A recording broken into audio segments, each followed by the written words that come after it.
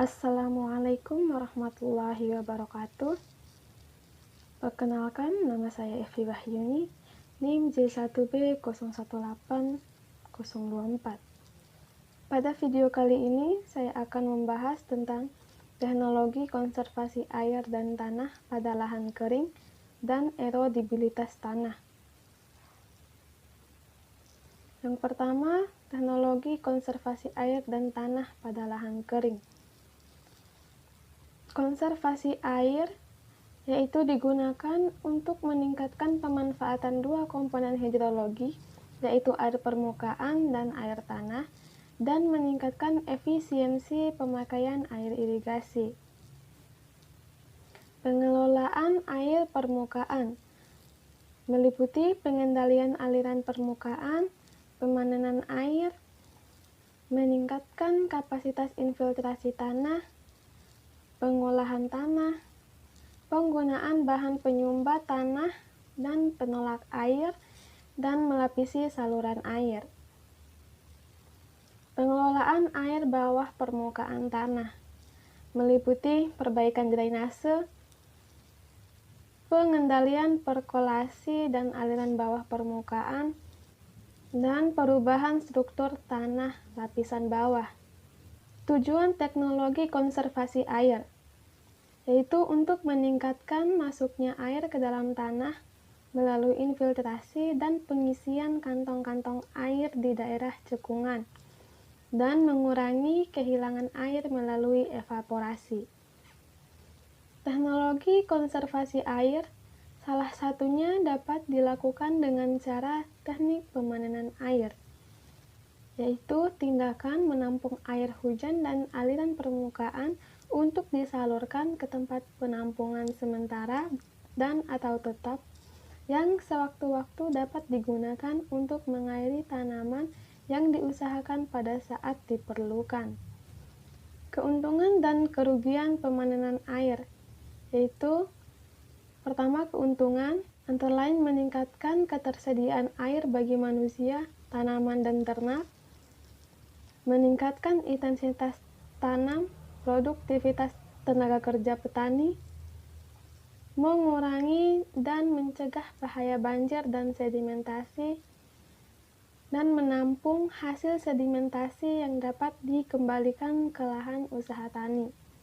Sedangkan kerugian antara lain memerlukan tenaga kerja dan biaya untuk pembangunan serta pemeliharaan rutin, mengurangi luas lahan budidaya karena sebagian digunakan untuk pembuatan bangunan, dan yang ketiga, memerlukan kerjasama di antara petani untuk pembuatan bangunan dan saluran pembuangan air.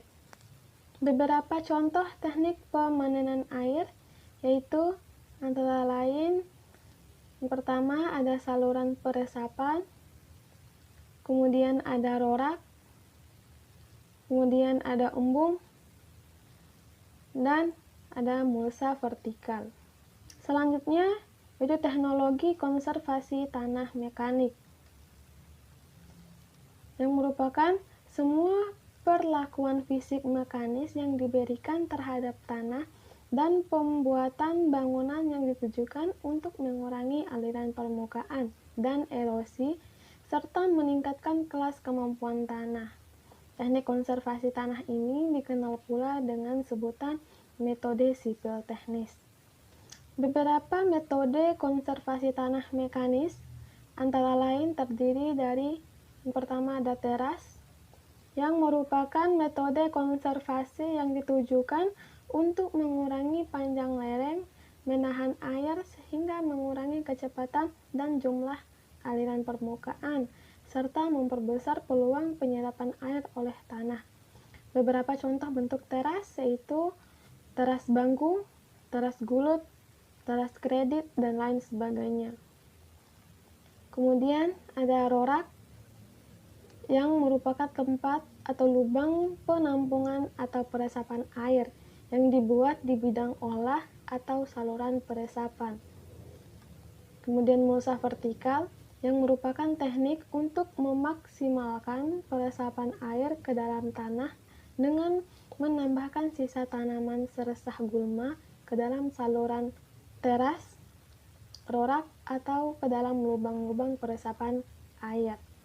Kemudian ada barisan batu, yang merupakan barisan batu yang dibuat mengikuti kontur untuk meningkatkan penyerapan air ke dalam tanah dan mengurangi aliran permukaan serta erosi. Kemudian ada bendengan, yang dibuat untuk menciptakan media tumbuh yang lebih baik untuk tanaman dan berfungsi untuk menanggulangi aliran permukaan serta erosi. Kemudian yang terakhir ada saluran drainase yang dibuat untuk mencegah genangan dan mengalirkan air permukaan sehingga air mengalir dengan kekuatan tidak merusak tanah, tanaman, dan bangunan konservasi tanah lainnya. Selanjutnya kita ke pembahasan kedua, yaitu erodibilitas tanah. Erodibilitas tanah adalah kepekaan erosi tanah yang menunjukkan mudah tidaknya tanah tererosi. Faktor-faktor yang mempengaruhi erodibilitas tanah antara lain yang pertama yaitu sifat-sifat tanah, baik itu sifat fisik, mekanik, hidrologi, kimia, reologi atau litologi, mineralogi, dan biologi, termasuk karakteristik profil tanah seperti kedalaman tanah dan sifat-sifat dari lapisan tanah. Kemudian yang kedua yaitu faktor pengelolaan atau perlakuan terhadap tanah. Kemudian yang ketiga ada faktor erosi lainnya seperti erosivitas, topografi, vegetasi, fauna, dan aktivitas manusia. Sifat fisik tanah. Sifat fisik tanah yang pertama yaitu terdiri dari tekstur yang menunjukkan kasar halusnya tanah yang ditentukan berdasarkan perbandingan butir-butir atau fraksi pasir, debu, dan liat. Kemudian selanjutnya ada bahan organik yang berperan pada proses pembentukan dan pengikatan serta penstabilan agregat tanah. Selanjutnya ada struktur atau agregasi tanah yang dimana bentuk dan stabilitas agregat serta persentase tanah yang teragregasi sangat berperan dalam menentukan tingkat kepekaan tanah terhadap erosi. Tanah yang peka terhadap erosi adalah tanah yang paling rendah persentase agregasinya. Kemudian yang keempat yaitu jenis mineral, yang dimana jenis mineral ini sangat erat hubungannya dengan sifat-sifat tanah yang dihasilkan.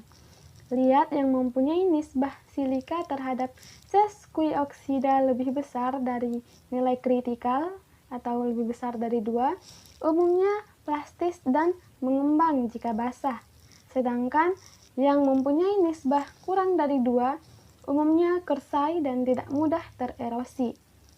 Kemudian yang kelima ada kedalaman dan sifat lapisan tanah yang merupakan karakteristik profil tanah yang berpengaruh terhadap erodibilitas tanah. Kedalaman tanah sampai lapisan kedap atau bahan induk akan menentukan jumlah air yang meresap ke dalam tanah. Kemudian yang terakhir yaitu kesuburan tanah, yang dimana pengaruh kesuburan tanah terhadap erodibilitas tanah ini berpangkal pada kaitannya dengan pertumbuhan tanaman.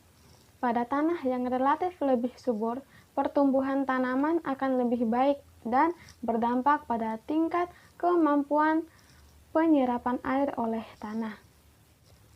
Sekian presentasi yang dapat saya sampaikan. Terima kasih. Wassalamualaikum warahmatullahi wabarakatuh.